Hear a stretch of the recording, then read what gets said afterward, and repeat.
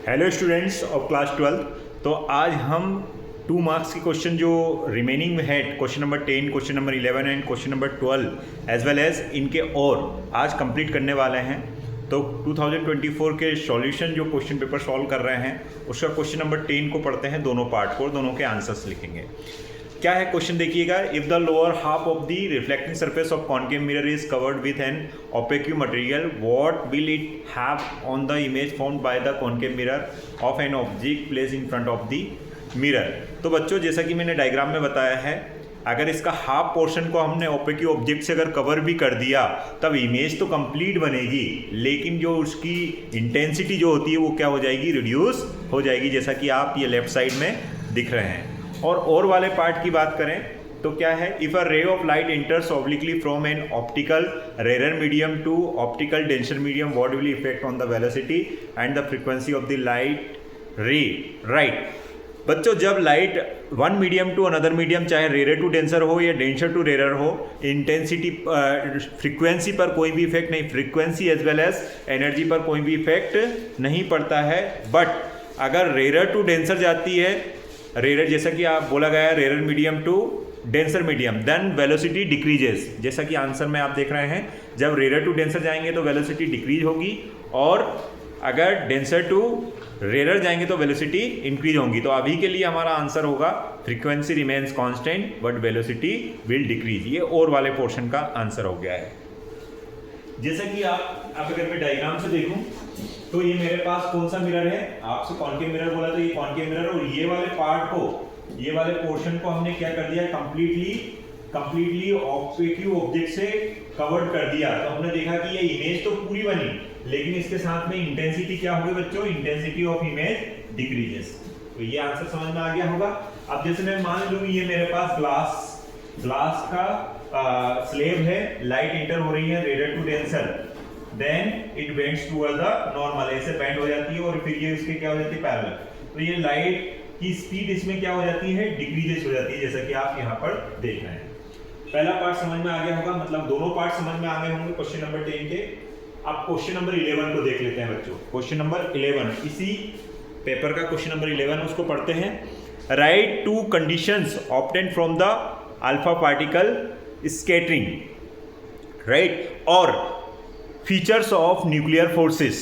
तो alpha particle scattering में जब देखा गया कि बहुत सारे जो पार्टिकल्स है वो बिना डेविएट किए हुए पास हो गए, इससे ये पता चला है कि जो न्यूक्लियस होता है, nucleus most of the part कैसा है, एम्प्टी है। दूसरा, अगर हम इसके कंक्लूजन की बात करें तो क्या मिला, अल्फा पार्टिकल, जैसा कि हमें पता, अल्फा पार्टिकल्स कैसे होते हैं, पॉजिटिव चार्ज वाले होते हैं, और जब ये न्यूक्लियस के पास गए तो कुछ रिपल होकर आने लगे, मतलब पता चला कि जो न्यूक्लियस है उसके पास भी कौन सा चार्ज होगा, so there will be also positive charge. अगर न्यूक्लियर फोर्स की बात करें, so there are number of features of nuclear forces are attractive in nature, these forces do not depend on the charge, they are strong forces and not a central forces. ऐसे और भी reasons हो सकते हैं। तो question number 11 का जैसा कि आपको यहाँ आंसर दिख रहा है। फिर क्वेश्चन नंबर 12 देख लेते हैं। 12 के दोनों पार्ट देखते हैं बच्चों। 12 के दोनों पार्ट देखते हैं, जैसा कि क्वेश्चन नंबर 12 के दोनों पार्ट आपको दिख रहे हैं। पहला पार्ट है draw level circuit diagram of forward bias of PN junction diode, and second क्या है, मतलब और वाला पार्ट क्या है, आपको बनाना है circuit diagram for half wave rectifier. तो जैसा कि आपको ये दिख रहा है, यहाँ पर मैंने क्या किया है, यहाँ पर बच्चों मैंने यहाँ पर पी साइड ली है, और यहाँ पर कौन सी साइड ली है, एन साइड ली है, जिसमें आपको रेड कलर का जो दिख रहा है, रेड कलर यहाँ पर क्या है, इलेक्ट्रॉन्स दिखाई दे रहे हैं, और जो ब्लू कलर में आपको दिखाई दे रहे हैं, ब्लू कलर्स में जो दिखाई दे रहे हैं वो क्या है बेटा, ये हमारे होल्स हैं, ये क्या है, होल है। ठीक है, बना दिया आपने। इस पॉजिटिव बैटरी का आपने यहाँ पॉजिटिव टर्मिनल लिया है, और ये नेगेटिव। जब पी का कनेक्शन जब आपने ये पी साइड है और इसका कनेक्शन पॉजिटिव से किया, पी का कनेक्शन किससे किया, पॉजिटिव से, और एन का कनेक्शन, एन साइड जो है इसका कनेक्शन किससे किया बच्चों, एन का कनेक्शन आपने नेगेटिव से किया, तब ऐसे कॉन्सेप्ट को हम क्या बोलेंगे, PN junction diode in forward bias. इससे क्या होगा, इन दोनों के बीच में एक लेयर क्रिएट हो जाएगी और उस लेयर को हम बोलते हैं डिप्लीशन लेयर। कौन सी लेयर बोलेंगे बेटा? Depletion layer. और इस लेयर में जो होते हैं इसकी विड्थ होती है नियर अबाउट 10⁻⁻⁴ मीटर पर सेकंड। इसकी जो विड्थ होती है नियर अबाउट 1 माइक्रोमीटर होती है। नियर अबाउट कितनी होती है? 1 माइक्रोमीटर होती है और इसमें इमोबाइल आयंस होते हैं। चलिए, ये तो हमारा किसकी बात हो गई? PN junction diode in forward bias. जब इसका ग्राफ प्लॉट करते हैं तो कुछ ग्राफ इस टाइप से मिलता है।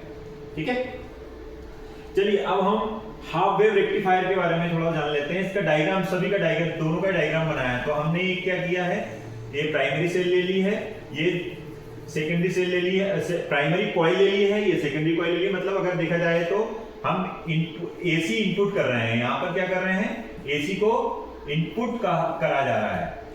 और यहाँ पर जब हमने देखा एसी के कितने पार्ट होते हैं, रेक्टिफायर होता क्या है? तो रेक्टिफायर क्या होता है? जो इनपुट एसी सिग्नल होता है उसको डीसी में कन्वर्ट करता है। यही हमारा मेन कॉन्सेप्ट है रेक्टिफायर का। तो डायग्राम की बात कर रहे हैं इसलिए डायग्राम पर ही फोकस करेंगे। यहाँ पर हमने एक डायोड लिया हुआ है, यहाँ पर जो ऐसा बन रहा है वो डायोड है। और यहाँ पर हमने क्या लिया हुआ है, इस पर लोड रेजिस्टेंस लिया जहां से हम आउटपुट लेने वाले हैं। यहाँ पर ये इसको अर्थिंग किया हुआ है। तो ये हमारा सर्किट डायग्राम बन गया, लेवल सर्किट डायग्राम मिल गया है। इसमें हम क्या देखते हैं? इसमें हम देखते हैं कि इसमें हम इनपुट सिग्नल ले रहे हैं जिसका हाई वैल्यू भी है, जीरो वैल्यू भी है और माइनस वैल्यू भी है। तो हमें जब जब फॉरवर्ड बायस होगा तब तक करंट मिल रहा है और रिवर्स बायस में ये किसके लिए है? फॉरवर्ड बायस में है। सिंगल डायोड से फॉरवर्ड बायस में है, रिवर्स बायस में करंट नहीं मिला है, फिर फॉरवर्ड बायस में करंट मिला है, फिर रिवर्स बायस में। तो ऐसे करके हमें कौन सा करंट मिल जाएगा बच्चों? तो हमें ये करंट कौन सा मिल जाएगा? डीसी मिल जाएगा। कौन सा मिल जाएगा? डीसी।